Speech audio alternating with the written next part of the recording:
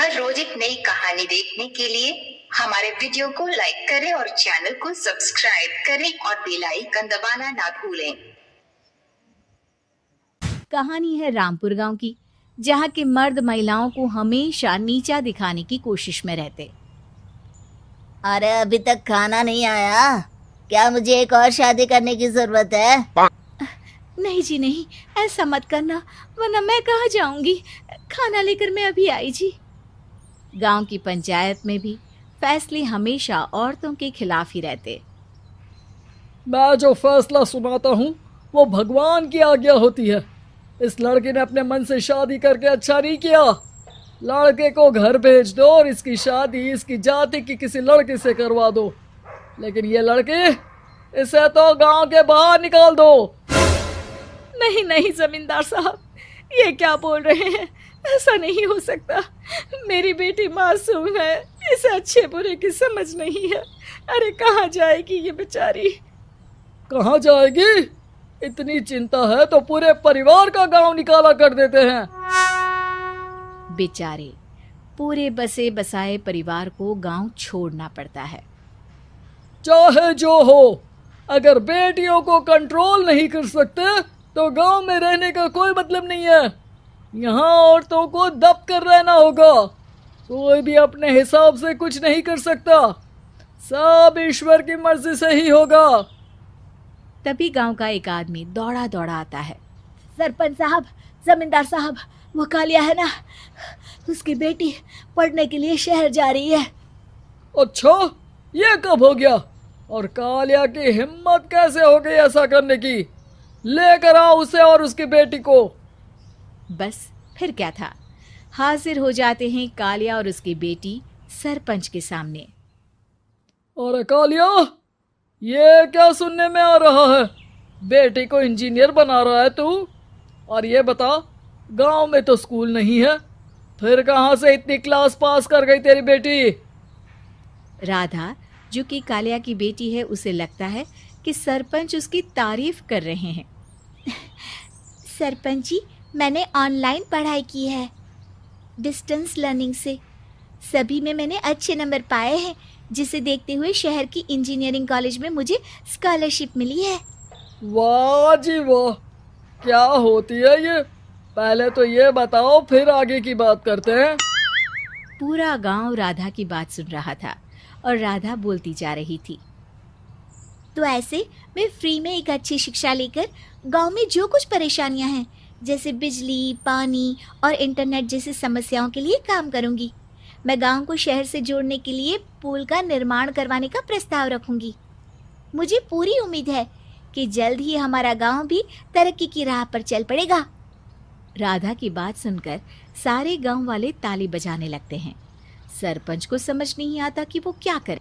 चुप रह नादान लड़की, गांव के खिलाफ जाने के लिए तुझे गांव से बेदखल कर दिया जाएगा, वो भी पूरे परिवार के साथ। और हाँ, अगर ठीक से गांव में रहना चाहती है तो ये पढ़ाई लिखाई छोड़ दे। हम तेरे लिए गांव का कोई होनहार लड़का देखेंगे।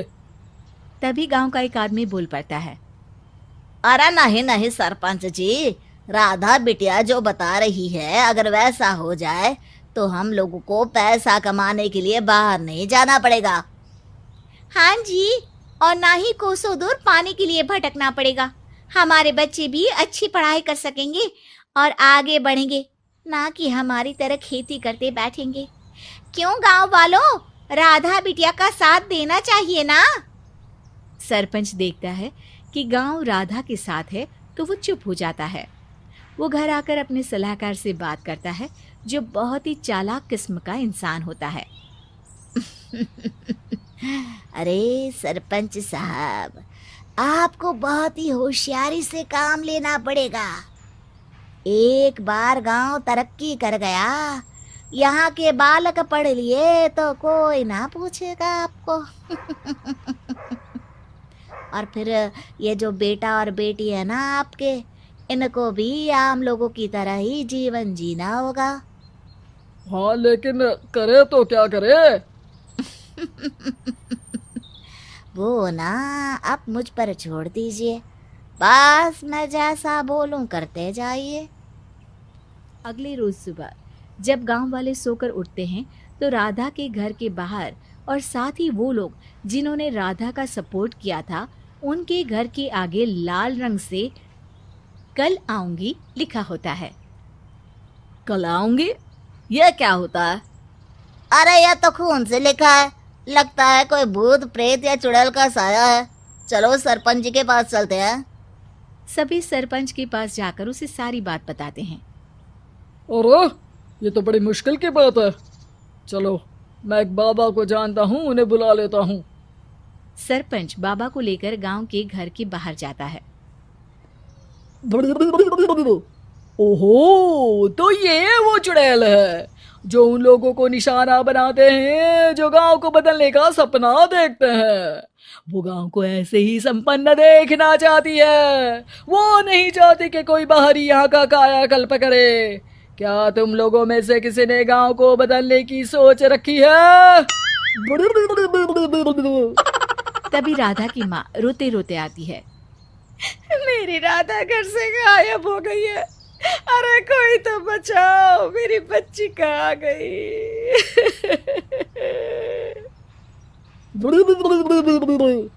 ले गई वो चुड़ैल, तेरी बच्ची को ले गई।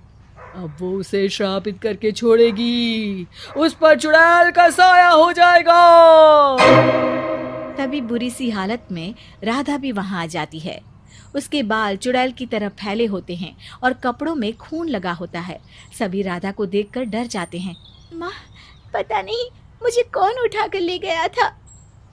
अरे दूर दूर हो जा चुड़ैल, अब हम लोग इस गांव में नहीं रुकेंगे। अरे कैसी बातें कर रहे हैं आप? कल तो आप मेरे भरोसे गांव का हुलिया बदलने, अपने बच्चों को पढ़ाने और तरक्की उन्नति की बात कर रहे थे, तो आज क्या हो गया आपको? ये फिर तुम लोगों को बहकाएगी। ये चुड़ैल गांव में आ चुकी है, ऐसे ही ये तुम्हारे घर के बच्चों को भी ले जाएगी। गांव वाले राधा को गांव से बाहर निकाल देते हैं। उसके माँ बाप रोते रहते हैं लेकिन गांव वाले नहीं मानते। मैं भी अपनी बहन के साथ गांव के बाहर रहूंगा, लेकिन वो पढ़ाई नहीं छोड़ेगी। वहीं सरपंच के घर पर सलाहकार कहता है। देखा, सांप भी मर गया और लाठी भी नहीं टूटी। लेकिन अगले ही दिन सरपंच के घर के बाहर भी वही शब्द लिखे होते हैं और फिर सरपंच की बीवी कहती है, हमारी बेटी को किसी ने अगवा कर लिया है। तभी राधा का भाई वहां आ जाता है। अरे गांव वालों, मैंने सरपंच जी की बेटी को देखा था। वो चुड़ैल उसे उठाकर ले जा रही थी। अरे क्या मजाक कर रहे हो? नहीं नहीं सरपंच जी, आप नहीं जानते। वो चुड़ैल अब आपकी बेटी में आ जाएगी, जैसे राधा के अंदर आ गई थी। तभी सरपंच की बेटी वैसी ही हालत में वहां आती है जैसे राधा आई थी। पापा, पता नहीं कैसे मैं गायब हो गई थी। चुड़ैल, इसके अंदर भी चुड़ैल का साया है, मारो इसे। अरे नहीं नहीं, इसे भी राधा के पास गांव के बाहर ही भेज दो। अरे चुप रहो, मेरी बेटी कहीं नहीं जाएगी और चुड़ैल वुड़ैल कुछ नहीं होता है। अरे कैसे बात कर रहे हो सरपंच जी? आप तो बोल रहे थे कि आपका फैसला भगवान का ज्ञान होता है, तो अपने पर बात आई तो अब आप ऐसे बोल रहे हैं। अरे ना ना ना, आपको अपनी बेटी को त्यागना ही होगा। अरे बुलाओ बाबा को। राधा का भाई बाबा को ले आता है, जिसे अब गांव वालों के डर के कारण सच बोलना पड़ता है। मैं कोई बाबा नहीं हूँ, मैं तो मोची था। ये सलाहकार महोदय ने मुझे कहा था एक्टिंग करने को। अब वो मुझे पैसे देने वाले हैं। अब मुझे माफ कर दो। गलती हो गई, मुझे माफ कर दो। तभी वहां राधा आ जाती है। देखा सरपंच जी, जब गांव के बच्चे साक्षर होंगे तो आप जैसे लोगों की चालाकी नहीं चलेगी।